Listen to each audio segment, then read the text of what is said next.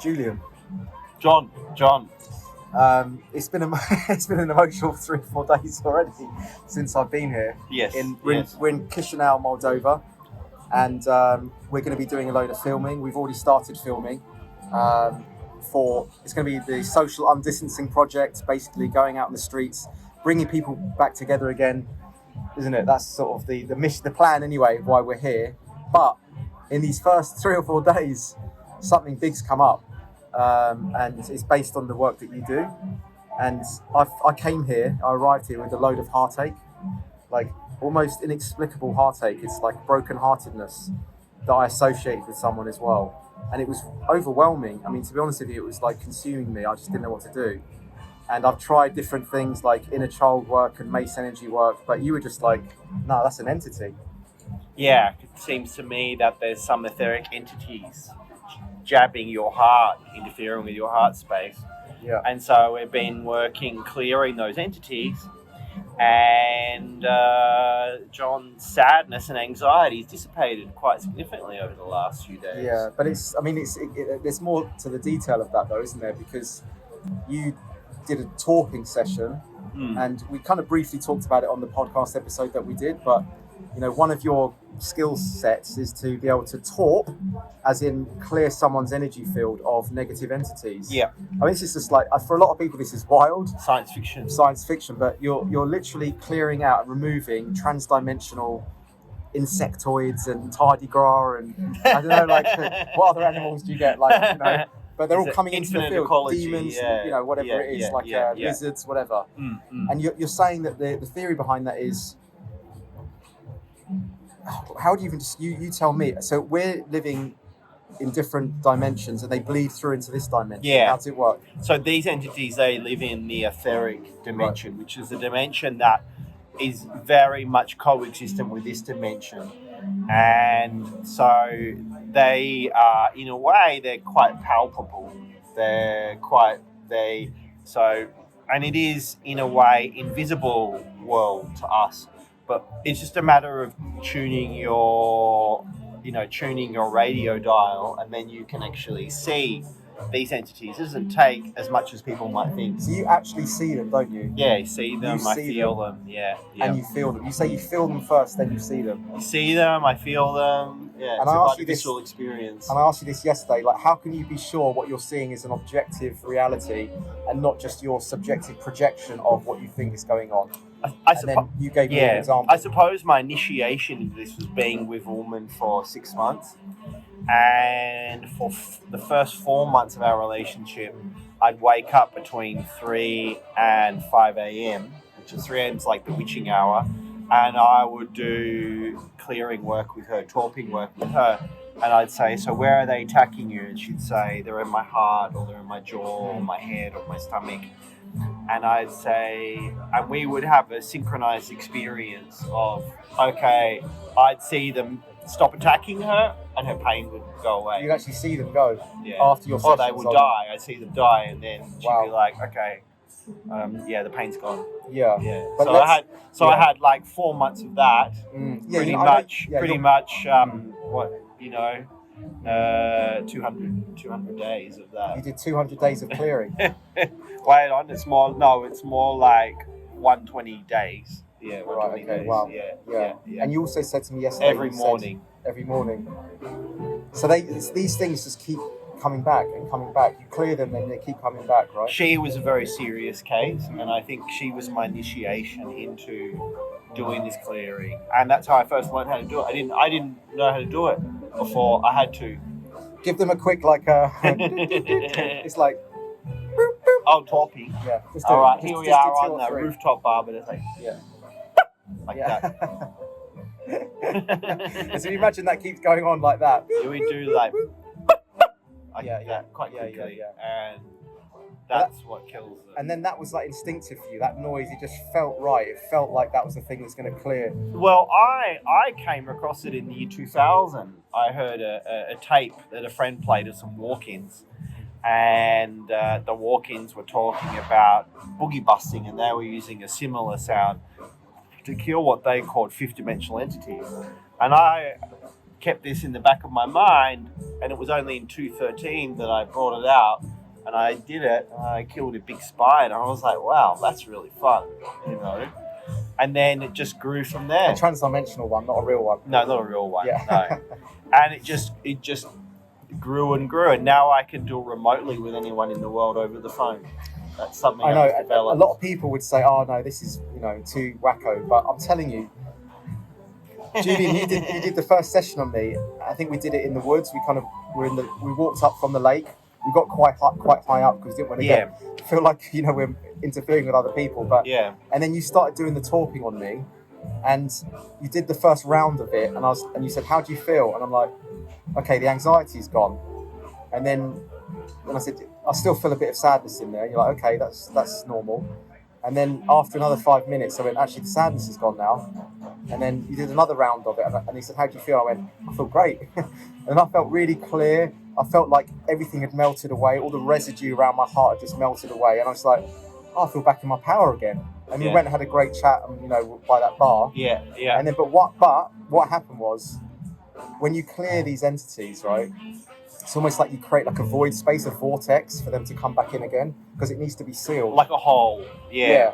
So you've irrigated the hole, but then you've left the hole so they can come back in, right? Yeah. So that's why a part of it is filling your own presence back into that hole, bringing yourself back into that place where you've been scrambled and interfered with, and then coming into this sense of shielding where people have got these innate energetic shields where you are actually, and if you get really drunk, for example, then those shields will come down.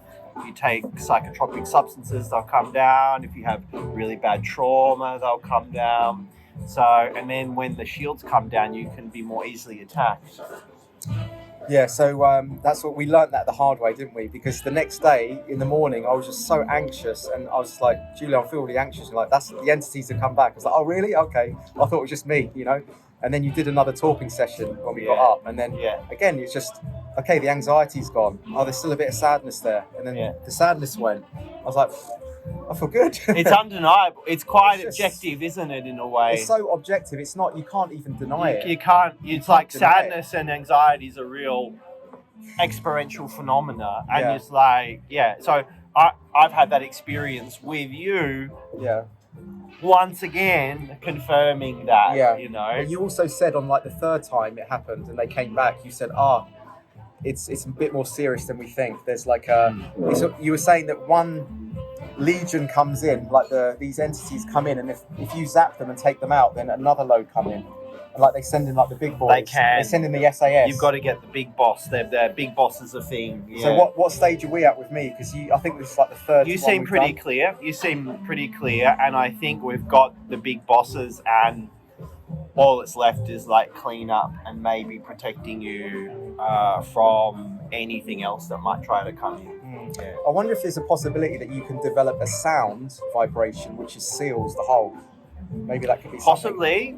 That could be an evolution. I'm sure there's people around the world who people are telling me that the plants are telling them how to seal up these holes, that there's people who are learning how to do that on the spiritual level. So it's a known phenomena. It is. Okay. Maybe we need to. That might be a nice introduction, nice addition, I should say, to your work. But it's quite phenomenal, really. I mean, had I not have seen you, I would have been really wallowing in this feeling of heartache and associated with this person, and then feeling really lost with it and overwhelmed with disempowered as well. Oh, disempowered, yeah. I mean, I won't go too much into it just for this recording, but you're saying that what's happened is there's a weak spot in my heart that they've gone into, which is pulling up all these thoughts about this person, but that's actually not coming from me. You're saying that they've done that. It's almost like a virus program on a computer, and I'm looking that way, but it's actually something that's going on here.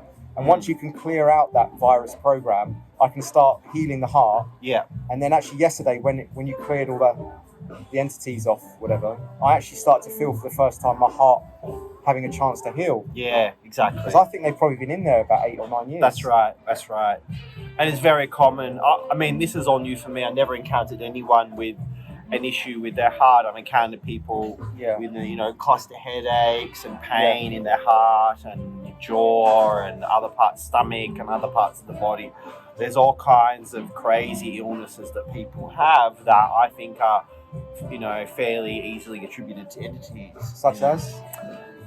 Like headaches, migraines, IBS, a lot of this Crohn's disease or disorders of the stomach entities. I'm guessing what happens on the physical level probably first happens on the energetic level. Would you not agree? So if your 100%. energetic, etheric body gets interfered with and like spiked at, poked at, then that then bleeds down into the physical body, 100%. which then expresses itself through That's ailments right. and problems with the body, like diseases. Yeah, exactly. Yeah, and traditional people and traditional societies have seen that most diseases are caused by entity possession. Yeah. I'm even been reading a book about life in 1,000 years ago in a court in the Emperor of Japan. And back in that day, when you had a disease, they'd bring in the exorcist to clear the entities. Right. Okay. Somewhere along the line, maybe people are doing it in Japan, but it's not happening. It's not so current as it was 1,000 years ago. No one's so that's that all level, traditional cultures. It's all traditional. Yeah. We lost it. When did you think we lost it? When did you think we had it and then they stopped it? Was that the kind of advent of Big Pharma, maybe? Or well, I think it depends which culture you're talking about. I mean, European culture, say 2,000 years ago, there would have been the shaman, witch doctor who knew how to do all this stuff, and they would have had techniques that had been figured out and passed on. But in many cultures, they know how to deal with these sorts of things, and they've got techniques and approaches, and they might do things that might seem wild for us, like animal sacrifice, and we think that's weird and barbaric. But what they're actually doing is they're feeding the entities the soul of an animal to protect the children. Yeah. So been going on a long time, but we've lost that knowledge, we've lost that awareness of it. But going back to these entities. So, what did you notice first when you did the first session? What kind of entities were coming in on me? Well, I described them like a sort of dog-like creature, a bit like, and it kind of had claws, and it was, apart from you, it was kind of had these claws into you. Yeah.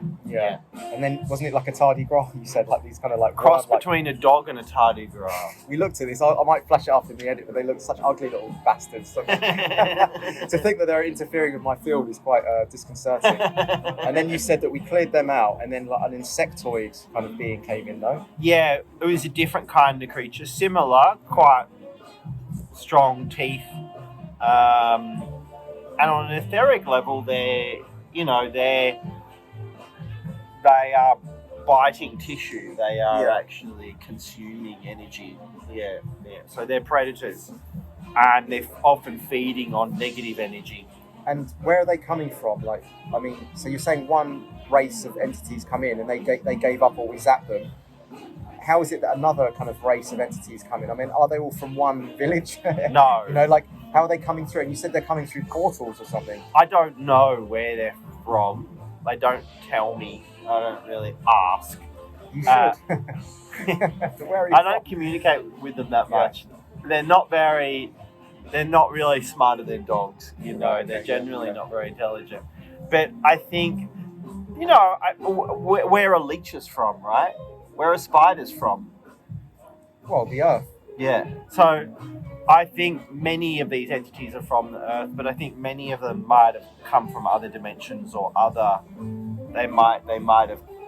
I think what's happened with humanity as a whole, that humanity as a whole is a pretty good feeding ground for these entities right now, and I think it's a bit of a, it's like the seagulls when there's a meal, or the pigeons when there's a meal happening, and there's quite a lot of negative energy in humanity, and in the Western world, which is the kind of like the predominant global culture, people don't have an awareness. They don't have the shaman, witch doctor,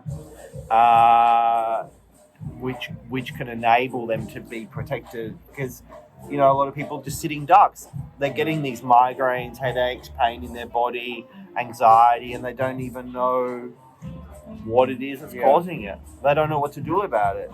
Yeah, of course, they don't have any avenue to resolve it. And the prevailing religion of our time, science and materialism, is not going to help you at all. No, it's not. You I know? was going to say, but it's not just feeding off sad, negative energy like a lot of these people talk about. Jerry Marzinski, I had an episode with him, he talks about that as well. A lot of the major mental health issues are actually entity attachment. He talks about schizophrenia. Absolutely, about schizophrenia, that. yeah. And I want to talk to you about that in a minute. But I was going to say, you are one of the only ones I've heard talk about how it also goes after people that are high vibrational or have a big mission. That's right. And they target those people at an early age because they want to stop them from making a difference. Even from, I think, like upon birth. Right. Even I think upon birth, as soon as they, there's many people who say, look, the birth process itself in Western society is fairly barbaric, where they're cutting the umbilical cord as soon as they can, and injecting you with crazy chemicals, and going for the cesarean as soon as they, very often not allowing the baby to get the bacteria from its mum's birth passage. So there's all these factors, and then there's all the kinds of like medications they're giving to the kids from a very young age. Things like circumcision, for example, obviously very traumatizing. That's all causing trauma, though. But what about the high vibrational people that they attack? Like, why are they going after the you said like the light workers? Yeah. So from their perspective, anyone who's bringing a high vibration is actually an enemy. And so anyone who's potentially coming into a high vibration, I think they seem to have like a system, some sort of system where it sets off an alarm, like, bam, bam, bam, like, stop him. What are they worried about, though? Because the more high that they don't want humanity to reach any high, they want to keep humanity at the lowest vibration possible because that's their food, right? Yeah, but you said they eat off the high vibrational people as well. No, they don't eat their energy. They're sabotaging them. They're straight up sabotaging. They sabotage the high vibration and make them low energy. Yeah, so they can eat them, right? Okay, yeah, because that's what happened to me in the last few days. Yeah. Like I kept getting dragged back into a low vibration. Yeah. And then we had to clear it again. That's right. Right, okay. So, and in a way, you can actually, by keeping your vibration higher, you are actually protected from them. But if you suddenly make a quantum leap in your high vibration and you suddenly, in the 11th heaven, for example, that can also trigger them and they can come up. Shut him down! Yeah, shut him down, exactly. So you get this with people who take psychedelics. Yeah. And you can have people, say, smoking DMT, and they're having all these beautiful experiences, and then suddenly they get shut down. But why do they have a problem with one person having a high? How's that going to affect their game plan? Well, so if one person is quite like high vibe and is awakened and sharing that high vibe, then it actually spreads through the human tribe quite quickly, more quickly than we know, because there's only 7 levels of separation. Yeah, like kind of the things we've been filming today is the play it forward, the ripple effect of one simple gesture that can then exponentially affect other people that raise the vibration. Exactly. Right. So it can also happen with people who meditate. There's such a thing as meditation-induced injuries, a whole phenomena. People are meditating, they're doing really well, and they think their meditation practice is going fantastic, and so they're going into bliss states and having these high vibration experiences, and suddenly they're anxious and disassociated, and they're in a funk, and their thinking is all distorted and crazy. And that's a surefire sign of entity attacks. But for the most part, the paradigm isn't very conscious or aware, because the paradigm itself is constrained or controlled by the entities. I mean, they're basic. The optics of our world is like, you start talking about this stuff, it's like, bring in the men with white coats, right? It's medicate them. It's like crazy. Shut it down. It's not allowed. there's a big stigma about it. There's a practice called IFS, and I did a podcast with Robert Falconer, who is teaching how to clear unattached burdens in IFS. And he has people who use the basic exorcism practices within IFS, but they don't want anyone to know that they're doing that. They keep it completely hidden. What do they do exactly? Sorry. It's dispossession, exorcism. Oh, they are of doing that entities within IFS, really? Yeah, internal okay. family systems. So Yeah. they're putting in a few different modalities together. Well, internal family systems is one modality, and within IFS, it's a huge politic. Like Robert Falconer isn't invited to IFS conferences. Really? Okay, he's too Yeah. out there now. Yeah, Right, I see. they try and keep it all on the DL. And then there was the recent MAPS, Multidisciplinary Association of Psychedelic Studies. And you can see it from the IFS position, because IFS is quite an esteemed modality, it's getting more and more popular. And there were people attacking the MAPS application for regulatory by the FDA in America. And there are people attacking the application, saying that IFS, they're using IFS, which believes in exorcisms, and it's a therapy cult. The MAPS is a therapy cult, and they believe in this crazy shit. So you can see the optics of our world is such that, as soon as you start talking about the entities, you might as well get your pants down and shit on the table in these circles, Yeah. And in the psychedelic world, for example, there's not that many people who are really talking about it. They're not. No. So they're not aware of the entities. They are, but many of them are, but they don't want to talk about it, and they prefer to sit on the fence. Or they feel like, it's more, you're going to be more serious and credible. Keep your sort of place at the table by not talking about it. I mean, yeah, I can see it's an optics thing. People like to keep their reputation. That's right. Which is sad, really. So there's strong politics. Because say if you're working with academics and scientists, you start talking about entities, they're going to be like, "Whoa there, buddy! I gotta go back to my professor in the academy. They're not going to be happy about that, right? Yeah. So you can understand it, but that's just the situation in our world today.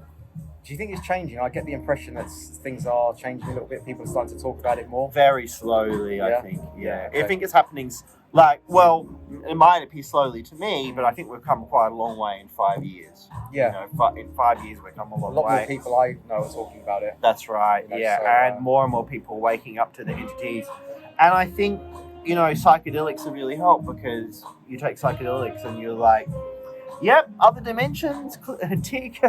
All right, negative entities. Yep, see them. I mean, I have to say, I've done quite a lot of psychedelics, but I've never seen entities. Okay. In fact, right. I mean, if I close my eyes, sometimes I feel like I'm talking to an alien soul family.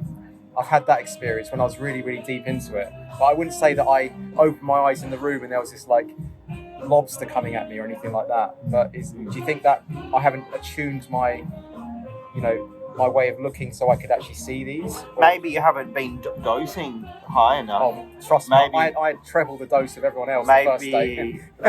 My initiation, I was like double the dose. Right. Yeah, because knocked my bollocks off. If you do it high enough, you should be really travelling in other dimensions. Well, I did when I closed my eyes, but when I opened my eyes, I was just in the room. No, well, yeah, you're going to do eye closed. Yeah, so eyes closed, and I was feeling like I was talking to this alien family. So you were then?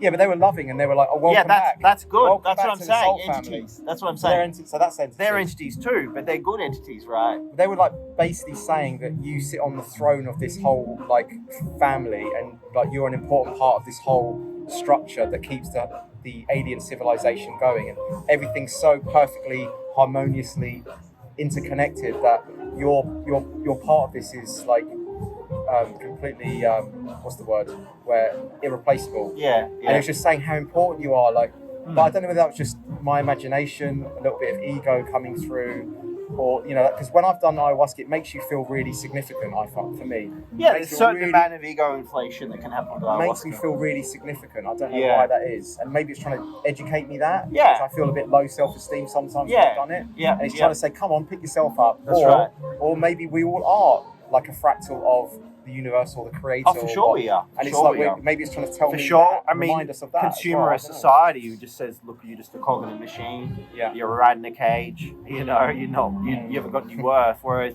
you know, you start taking ayahuasca and suddenly, okay, it's going to communicate to you your spiritual significance, but also in the scheme of the greater cosmos, you're going to see your utter insignificance and you're a little ant in the multiverses, right? Yeah. You know? You've got to have both. It's paradoxical. Yeah, in a way it is. Yeah, but no, I mean it's just the stuff is fascinating, and yeah, we've done it 3 or 4 days now, and it's just like I just feel completely different. Like I feel like you've cleared off all the debris, all the clouds have gone away. Because I had like a real tightness in the heart, and this tightness of the heart was coming on every sort of 3 or 4 years. It kept coming back. Yeah. And a little bit like cluster headaches, and that was my impression, that you said it would go away at times, just like cluster headaches. And they're not going for your head, they're going for your heart. They're attacking your heart. And then, you know, they're attacking your heartache, and they're, kind of stabbing you in there. And, you know, creating those thoughts of confusion and all the emotions about it. Yeah. And then they're feeding on the emotions, right? They're farming you. They're farming me, yeah. Yeah, so would you say then, how would people know that difference between entity attachment, inner child wounding, just general sadness or anxiety or apprehension about something they've got to do that day or that week or that year or something? What could you say to these people? How could they discern? Yeah, the main symptoms, intrusive thoughts is a big symptom, where it's like, that's not me thinking that. And you're like, what? Where's that thought coming from? And you're like, okay, I kind of feel guilty for thinking that, but that's coming from somewhere outside. Yeah. So that's intrusive thoughts. Disassociation, where you don't feel like you're in your body. It's a kind of like a wonky feeling. Oh, yeah. You know, you're like, you know, it's a generalized sense of anxiety or panic attacks. Not like I'm anxious because I've got a job interview today, or I've got to get up and perform at my job, which is, where the anxious is coming from. Just an anxiety where you cannot logically know what you're anxious about. 100% of that is entities. Okay, so it's like an irrational anxiety that just comes on for no reason. But it is rational, because it's the body communicating to you. We have a problem, Houston, and you don't know what it is, and how are we going to get rid of it? And there's a spiral. Your body systems are like, buddy, you're in a reality system that doesn't acknowledge that this is a real thing. What are you going to do about it? And the mind is like, I'm anxious, and it doesn't know, and there's a spinning effect and an amplification where you can just go into this full-blown panic attack, because if you don't know how to deal with it, how are you going to deal with it? So then you can get depressed and quite, lost with it, and kind of black pill in that, doominess of like, okay, I have a problem here, and there's no part of my system or my awareness that has any way to fix this. Yeah, I mean, I felt a little bit like that the last few weeks. This irrational, it felt like irrational heartache came on. Yeah. And I was just like, how is it that I just feel so desperate with this? I felt desperate, honestly. I was just feeling like I wanted to check out, And it was just like, I couldn't make sense of it. But you're saying that was an entity that came in and like sabotaged me. 100%, because you're not getting that now, and I'd be surprised if you got it in the next few months. Yeah. And if you do, I'd be like, that's entities. You need to zap that shit off. Yeah. You were saying though, you don't get these, that they've given up on you, right? Yeah. So they don't get attacked anymore. Yeah, generally, I rarely get attacked. I mean, in some countries, I do. Like, I was in Wales recently. Yeah. And as soon as I came from England, as soon as I arrived in Wales, it's a different ecology of entities, right? Right. And so the entities, I can feel them around me, and they're kind of sniffing me out. And I say to them, don't you know who I am? And they're like, oh shit, sorry, it's you. Okay, good, move right along. Yeah, don't worry about me. Yeah, they were like, So they know what they can do to them. Yeah, so in that world, you're basically on a pinboard, like the gangsters, and they say, this is a made man. That's right. You don't go near him. That's right. These are like the top dogs, you just don't fuck with them. That's right, exactly. So would you say that you're kind of on that list? Yeah, Would you say you're quite high up on that list? Yeah, look, I can tell you, I'm the real top G. Andrew Tate's not on that. No, he's got the sleep disorders and shit like that. You know? Does he? Yeah. Do you think so? Sleep disorders is part of it. Sleep disorders. Yeah, because I've got hypnic jerks. Yeah. I think that's the entities. Yeah. I mean, I recently tried to treat 2 people with sleep disorders. Yeah. And I wasn't able to heal them. I think with some sleep disorders, it might be energetic, but it's also nutrition and it might be a lack of salt in the diet. Yeah. Because I notice when I have a good salt intake, proper salt, then that helps it. Yeah. So maybe it's like multifaceted. I think. Yeah. I don't think you can just have one spoke on the wheel. That's right. You've got to hit every spoke on the wheel to kind of get to it. Yeah. But generally, though, you'd say sleep conditions could be. Yeah, not sleeping well is a good. Waking up at 3 a.m. Yeah. Classic. If you're waking up at 3 a.m., that's like witching hour. That's when they start to come. So why then? Why are they coming at 3 a.m.? It seems like that's the phase of the night where the auric field is at its weakest, and they can come in more easily. It's funny because I always go to bed after 4 a.m. Yeah. Generally, I always do. I'm a night owl, It's like I can relax. You're a morning owl. Well, technically, I'm a morning owl, but you know what I mean? I just prefer the calmness of night when everyone's asleep. I feel like it's silly, but I feel like I'm being more creative and I'm forging ahead whilst they're all asleep. But I don't really think that when I'm sleeping, they're doing the same. But I really like the night. But would you say that sleep pattern might have come in because of entities? 100%. Right. Yeah. And just living in London, you wouldn't, you've got a clear headspace at the 1 a.m. to 4 a.m. That's the only time I get to actually chill out. Yeah, because even the energy of London just feels like I just feel completely like battered. Yeah. I mean, a lot of these big cities, they're basically, they're like batteries. In a way, The Matrix is a bit of a documentary, and we are being farmed and we are being treated like batteries for these entities, they're stealing energy from us. And so, big cities are like farms in a way. So, it's when you start to see these things, it's quite shocking. But the thing about the truth is the truth is the truth. And when you realize it, it's quite liberating. It empowers you, and even though it can be shocking and horrifying, is when you know how things are and you understand them more, it gives you the ability to move within that framework and have the ability to work with it and free yourself from negative influences, I mean, how could someone free the entities off them if they don't have the torping technique? Well, I do remote torping sessions so people can hit me up. And there are other people who do this sort of thing. They can't do it on themselves, though.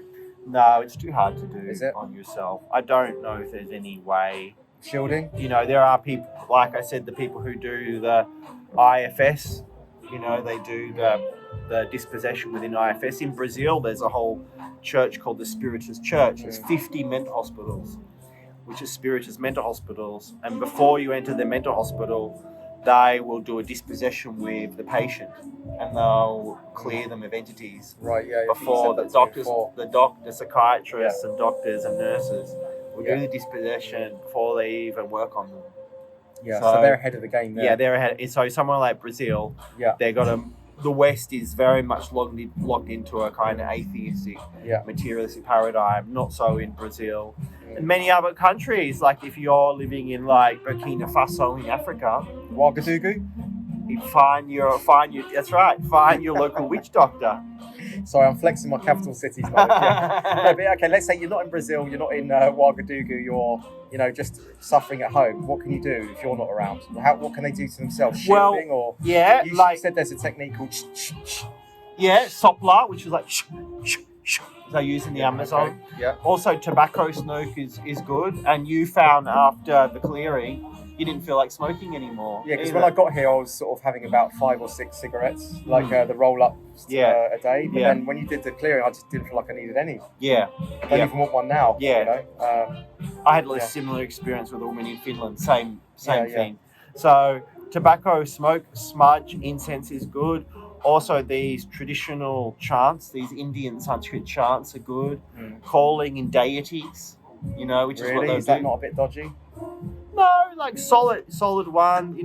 Who's a solid one? Well, all the Indian ones, they're pretty solid. Yeah. Ganesh. What's his name? Ganesh isn't so much of an entity guy; he's more like a money guy. Is it an not like? abundance guy. Aren't you running the risk of like bringing in an entity to protect yourself from entities? No, I don't think so. Because they are entities, aren't they? No, with these Sanskrit chants, a lot of them are calling in these gods. Yeah, but they're entities, are they not? They're entities, but they're benevolent entities. Are you sure? Oh, yeah. So you think, okay, because Tony says, a friend of mine, he says they're all bad. You think some are good, some are bad. Oh, He says, 100%. He says even the ones that look like they're good, they're masquerading as good and they're actually bad. No. That's pretty grim black pill view of reality. Really? Yeah, 100%. He doesn't say every entity, everything in creation. He says everything in 4D. Let's call it 4D. I disagree. Yeah? No, there's lots of good entities out there. I had a talk with Robert Falcon the other day, and he said, look, some people have guides as well. They have guides around them. Yeah. And yeah, there are entities that within our reality system that we can use to help us, to guide us as well. Are they not masquerading as guides, but they're kind of really snake oil salesmen underneath with a mask on? They are genuinely. That's a very cynical view. How can you tell with like an entity pickup artist versus like a what's the? You got to use your gut. What's the cross-examination? You got to use your gut because a lot of the entities, they are going to be wearing the uniform of the expected good guy, right? Exactly. But it's going to be the cliche uniform. Okay, the entity that's wearing a Metallica t-shirt, you just let him in, give him a hug. Why Metallica? It could be Motorhead or but surely the any Norwegian death metal. Into Satanism any death metal. Yeah, because the entities are going to wear the uniform of the light and the love and the new age, right? They're going to be so anyone who's wearing the uniform, it's like run, It's like, but you use your gut, you feel them, you feel their core. The authenticity. Yeah, you feel, so use your discernment, which is in your feeling. Because a lot of people in our day and age, they get scammed by people who say the right things, they do the right things. Yeah. According to the people's beliefs, they're predators, right? Because you remember you said to me, there was a good one that came along and he gave me an etheric upgrade, like a chip. Do you remember that? It's I got a chip upgrade or something. Okay. Do you not remember that? No. Okay, no. yeah, you said that. Okay. It's like getting an etheric upgrade, but how can you be sure that you're allowing in the right thing? Well, just give it a go anyway. No, I mean, it generally gets quite dark quite quickly when you let them in and they're the wrong ones. Yeah. And they'll generally we got you, we're going to fuck you now. They start to cackle and they're in, right? So, but then again, people get involved in these cults and they don't know they're in a cult. By the time they're in, the entities have inoculated them and they got the glazed eyes and they're zombies and they're in the cult. They're fucked, right? So yeah, I mean that's how they get you. They get you with all the, all the shimmers and the shiny. Yeah. But you just happen to know how to discern. But you wouldn't. Everyone's got to have that power of discernment. Look, you can choose to develop your power of discernment, or you can be dead meat. As simple as that. Yeah, exactly. Okay, yeah. Or just not take the because we live in a predatory universe. Suddenly, suddenly you're in a cult and a few decades of your life go by and you're fucked. Yeah. And because you haven't used your discernment. Yeah. It's simple. Do you want to talk about when you actually got demonically possessed? Yeah, well, it's happened a few times when I've been in battle with the entities. And one of them was in 2014 when was it like a year after I started torping, and I didn't know how to machine gun torp, which is like very quick torping, and it wasn't fast enough, and I was overcome by the entities.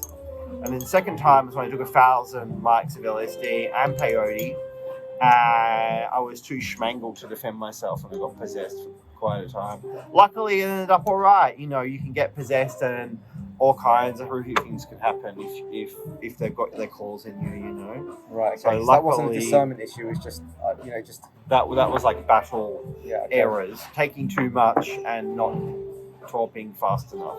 So would you say people that take psychedelics, well, they shouldn't take psychedelics unless they can, you're with people that can clear the entities? Well, say within the ayahuasca sphere, I mean, I think someone like Terence McKenna would say, 5 dried grams, mushrooms in a dark room. He did that and he had these horrific experiences, right? And probably what happened is he got attacked in those experiences in the early 80s. And also people talk about bad trips. Yeah, there's bad trips where you're like navel gazing and seeing all the stuff you don't like about yourself.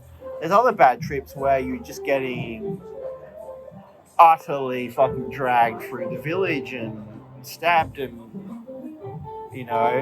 beaten up.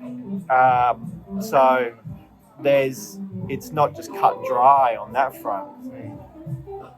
But yeah, so you think people should be careful or not taking psychedelics? 100% being careful. I mean, if you're going to drink ayahuasca, I think 90% of people serving ayahuasca are not very good. They don't often know that much what they're doing. They don't know how to brew the medicine. So yeah, you do have to be careful. And some ayahuasca groups you go to, they're straight up cults. You're gonna and you're gonna be within, a field of entities who are gonna be fucking you up. So I think I might have got some entity attachment after my ayahuasca because I just felt really anxious for weeks after that. Makes sense. And then I had all these plans, and then I just had to throw the plans out the window, and it kind of messed me up a little bit. So. But psychedelics are very powerful, and you can really learn a lot with psychedelics. And so I wouldn't say don't take psychedelics, but if you're going to take psychedelics, be aware that this could be an issue. And then you'd have to find someone to clear the entities off. Possibly. Later. Maybe, yeah. Possibly. Or defend yourself, or, learn. Some people have a natural ability. They can just fucking entities are around. They just throw them off them. They just fight them. They just go, Yeah. Find your own style. Yeah, find your own style. You were saying that I could make a good, torpor or... Yeah, torpor. Team torp. Because you say what? Because I'm an empath? Yeah, no, I think you have the ability to do it. You have the sensitivity to tune in and see the entities and feel into people and address them. Yeah. And then how can I develop the skill of seeing them? Well, I learned it through just continually doing it. Like anything, it's like a skill, and you just focus. Keep focusing. Are you using your third eye? Are you actually seeing like we're seeing now, or? No, it's like if I drink ayahuasca, it's crystal clear, like 3D, 4D, whatever. Wow. In my regular state, it's not that clear. But is it really like a ghosty kind of wisp of the shape, like a kind of almost like a see-through? No, it's like gelatinous. Yeah, exactly. Yeah. Okay, right. So so that's how you would see it with your normal eyes. Yeah, and sometimes it can be quite crisp as well. Sometimes it can be quite psychedelic and quite sharp. How can I develop that then?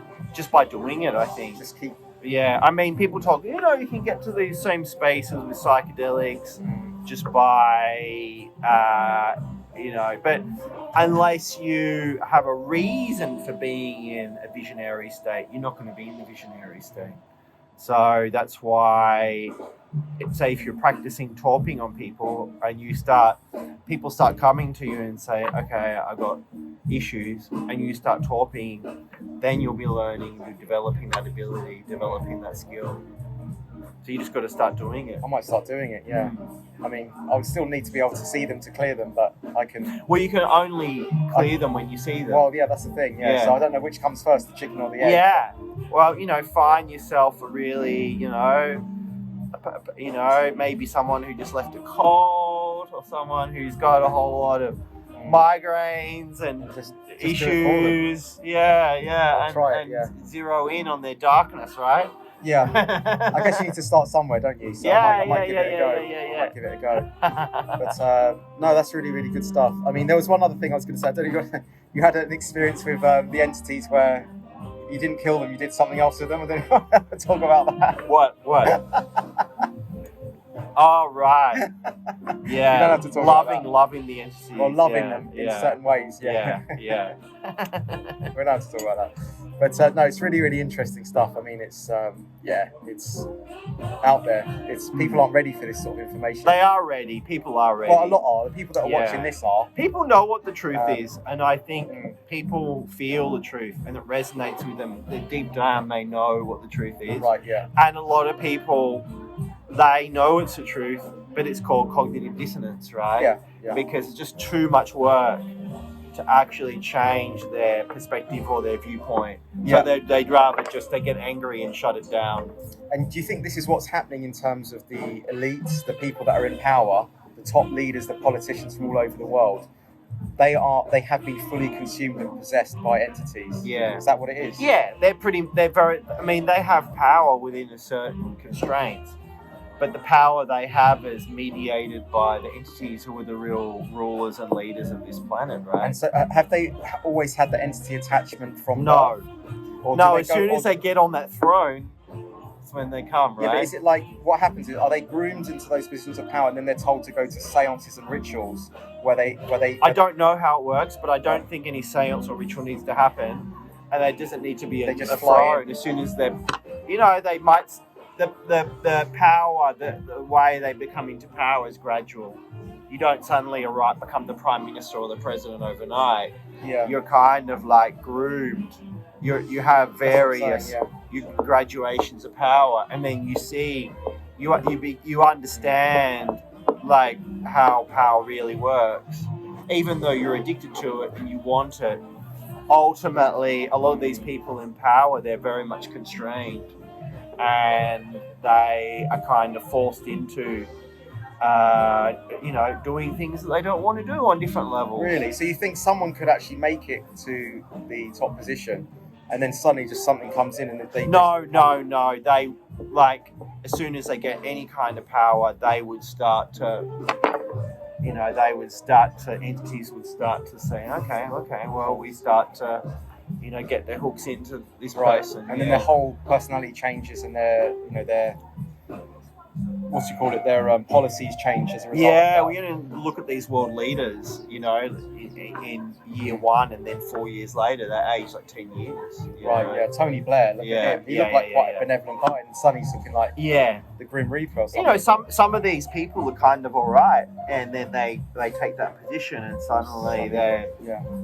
the forces of evil that are way more powerful than they can handle. I think some are working through them. I think a lot of them do the rituals though, seances. There definitely seems to be something happening on that level, but I don't have. I have some intel, but I don't really know that much about that. Have you heard the expression "selling your soul to the devil"? Yeah. What do you think? Do you think that happens, and what is that? I don't necessarily think it happens, but I think a lot of these people who are in these positions of power and they do these horrific things in the world, they're really compromising their soul by they're being forced to pull the trigger that might cause the death of millions, right? Exactly, yeah. And it's like, that's not doing anything good for their soul, is it? So I don't know for sure how it works on the astral. I don't know if anyone does, but So it's just metaphorical. You think? You don't think that they've lost something in return for certain superficial gifts? No, I think some of these entities they do give people certain powers. They do give them certain abilities and certain powers. But I don't know if that's literal selling your soul to the devil. Oh, okay, so entities come in, they'll give them some kind of gift. Yeah. Maybe physical gift, It might be a kind of charisma Yeah. And then in return, they have to they have to have that entity on them the whole time. Not on them, but working through them and connecting to them. Yeah. Wow, okay, yeah. Wow. Yeah, interesting. Yeah, more than interesting. It's like wild stuff, yeah. I mean, is it possible to go into that world and just zap off all the entities that are working through the politicians? Can you do that? Yeah, but then just more entities going to come in, right?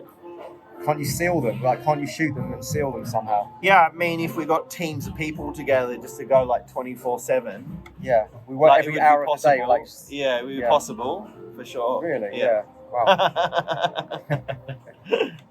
And the world would change pretty quickly. Just take all the world leaders, and then we have a team that on each hour they will go in and. It certainly would be possible. Yeah. Yeah. And then that would change the world. I think you'd need to focus on every world leader at the same time. Yeah. Yeah. Like, it would require a big team. You'd be 24/7. Yeah. You'd take hundreds of Let's people. do it. You'd take hundreds of people. And, yeah, I reckon you could create significant change by doing that. Who's up for that? Yeah. The team talking. All right. Torping team. Sign up. Into recruiting. All right, guys. Julian Palmer. The technique's called torping, and it is really, really powerful stuff. I mean, I gave it a go, and we did it 3 or 4 times, and I just feel like I can breathe again. So it's like something's come off that's been there for like years. So. And before you might have been a little bit skeptical, like, yeah, okay. I was and now skeptical, you're like, yeah. holy shit. It's one of the few things that I've done which just you notice the change like instantly, and then over the next few minutes it was all starting to reconfigure. I could feel my heart space, like my heart again, that kind of thing. So yeah, torping, Julian Palmer, hit you up. What's your Julian Palmerism? You can find my email there, julian@julianpalmerism.com. .com? All right, sweet. Thanks, guys. Till the next time.